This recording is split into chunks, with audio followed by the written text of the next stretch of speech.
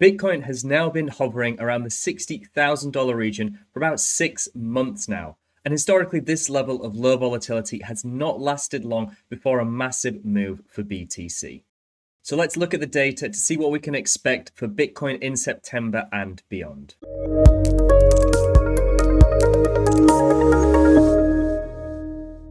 Today we're going to be doing a roundup to discuss Bitcoin's current conditions, and where better to start than the monthly returns heat map chart we have here on bitcoinmagazinepro.com. So as we can see, and as you're probably already aware, Bitcoin's not had the best month of August. As I film this, we're currently down around 8% on the month. Although this doesn't tell the entire picture. If we go to the Bitcoin price live chart here, we've had very much up and down scenario for Bitcoin, where we temporarily dipped beneath $50,000, rallied back up to over $64,000, nearly $65,000, to back at this $60,000 level, where we have been for what seems like forever. If I just go on the yearly chart here and just isolate over the past few months, we can see pretty much since February, 6 months ago, we have been at practically the exact same price. We have in that time set a new all-time high and dipped beneath 50k, but in this kind of $10,000 region, just above and below $60,000, is where we've been for over half a year now. So it's definitely not been the most exciting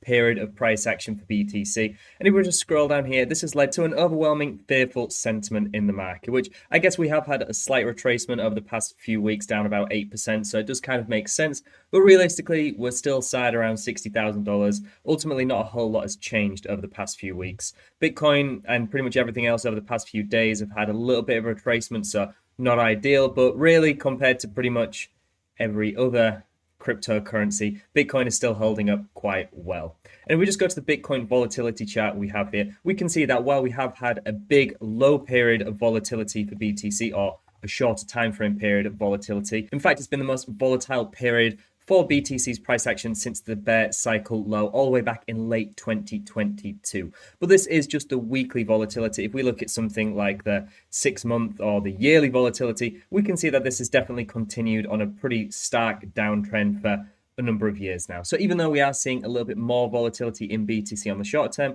we've not really seen a big sustained trend in the Bitcoin price action for months now. And this is pretty untypical of BTC. If we just go to TradingView here, I've just loaded up all of Bitcoin's price history. And here I'm just going to load up the Bollinger Band width chart. So this is just measuring the standard deviation, or pretty much volatility for BTC based on the Bollinger Bands indicator. And we can see that right now, if I just hide myself, we're currently sat at levels that we've only seen a very few times. If we look back here to 2012, we can see after this low period of volatility, Bitcoin ran pretty much non-stop during its double peak cycle to multiple thousands of percent returns.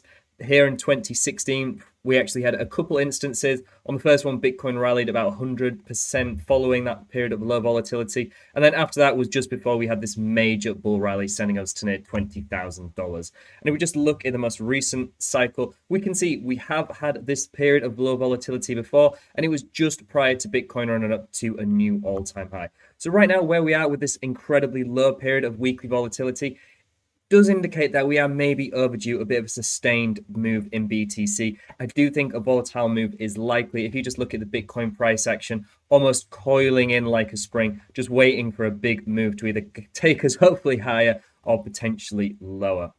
If we just go onto the Bitcoin HODL waves chart here, and I'll just add myself back, one thing we do need to acknowledge is Bitcoin's liquid supply continues to decrease, which does potentially give us a little bit more of a bullish outlook going into the next few months. If I just remove all of the HODL waves apart from those 6 months and above, we can see that this continues to climb during a bull cycle, which is pretty unusual, to be honest. The only instance where we've really had this before was early on in the 2016-2017 cycle, and before the COVID 2020 done, before we had a big retracement before a big pump in price. But if we just zoom in, we can actually see that this has recently surpassed the 75% figure, meaning only about 25% of current circulating BTC are pretty liquid and being moved on a biannual basis, which gives us this money multiplier effect, which we have covered in depth on this channel previously, but we may have to do a bit of an update video on this. Basically, the amount of capital required to come into the market to drastically move price higher reduces quite substantially. If you assume all circulating supply is liquid and being moved constantly, then you'd assume $1 coming into the market would increase the market cap by $1. But very simply, if we just look to this and say only 25% is circulating, then $1 coming in is more likely to increase the market cap by about $4. So really the stage is set to potentially have some more capital inflows coming into BTC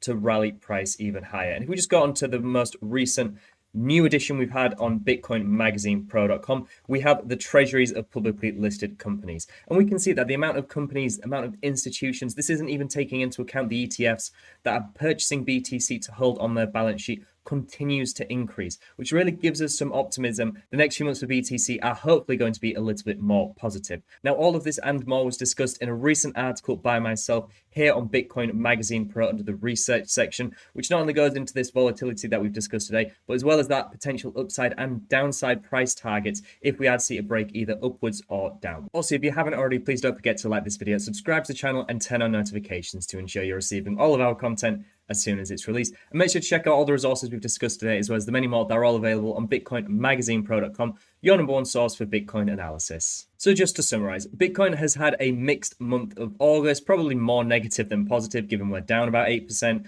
with price temporarily dipping beneath $50,000 before we did have a rather bullish rebound to above $64,000.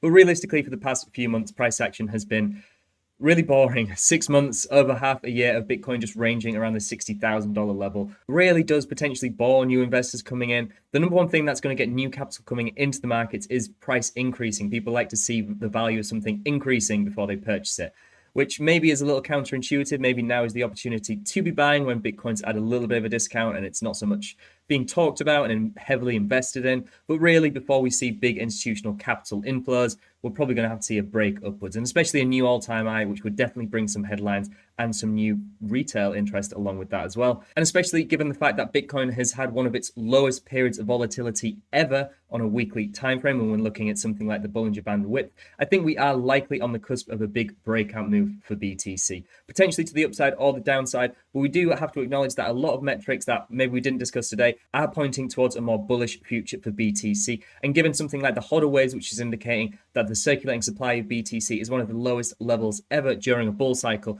the amount of capital inflows we'll actually need to see to cascade price considerably higher is probably much smaller than we might think. So here's to September hopefully being a little bit more bullish than August for BTC. If you liked this video, then please visit BitcoinMagazinePro.com, where our analytics help you to cut through the noise to make informed, data-driven decisions about Bitcoin. With over 150 live chats, personalized indicator alerts, in-depth crypto industry reports like we've discussed today, covering Bitcoin's volatility that you could have seen a few weeks ago, as well as lots of other great content we're releasing every single week. API access and more, all for a fraction of the standard industry price. And let me know what your thoughts are on Bitcoin. Do you think we had a more bearish August than maybe the price is leading on? And do you think we're going to have a bullish or potentially continuously bearish September for BTC? As I said, let me know in the comments below and on social media. I look forward to reading and replying to all of them. Thank you all very much for watching, and I'll see you in the next one.